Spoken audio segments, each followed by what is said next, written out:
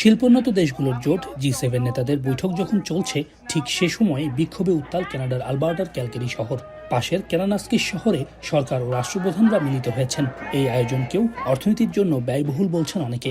বিশ্বে যুদ্ধ বন্ধের নাম নেই খাদ্য ও অর্থনৈতিক নিরাপত্তা। সেখানে এমন ঘটা করে G7 সম্মেলন মানায় না বলে দাবি তাদের।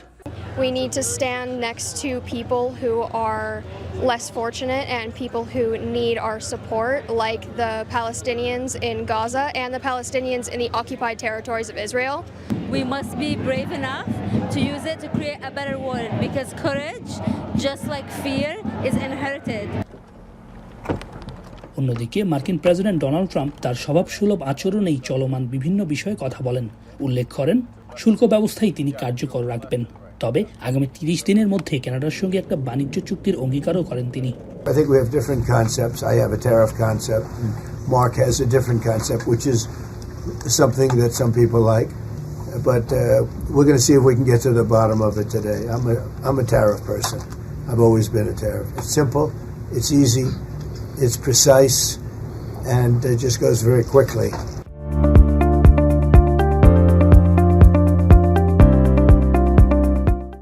সম্মেলনে ইরানকে যেমন হুঁশিয়ারি দেন মার্কিন প্রেসিডেন্ট, ঠিক তেমনি রাশিয়ার ইউক্রেনে অভিযানের বিষয়ে সুর নরম করেও কথা বলেন।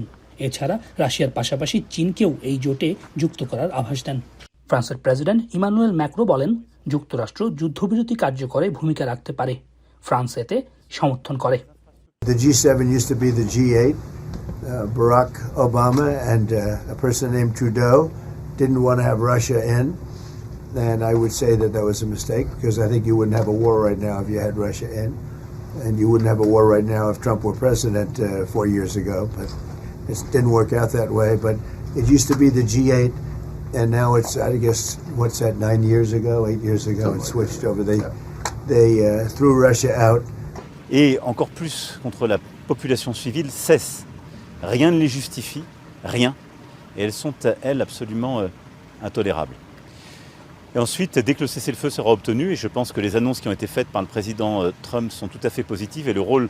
সম্মেলনের ফাঁকে ব্রিটিশ প্রধানমন্ত্রী সাংবাদিকদের বলেন, ইরান কোনোভাবেই যেন পরমাণু কর্মসূচিতে এগোতে না পারে সেই ব্যাপারে একমত তারা। Obviously, shared concern about the nuclear program of Iran, but absolutely a focus on how we de-escalate this, and that'll be a central focus as we go into the talks today, get that de-escalation. সম্মেলন চলাকালীন স্থানীয় সময় বিকেলে অতিথি হিসেবে ভারতের প্রধানমন্ত্রী নরেন্দ্র মোদী অ্যালবার্টায় এসে পৌঁছান। কানাডার প্রধানমন্ত্রী মার্ক কার্নির সঙ্গে সাইডলাইন বৈঠকে অংশ নেবেন তিনি।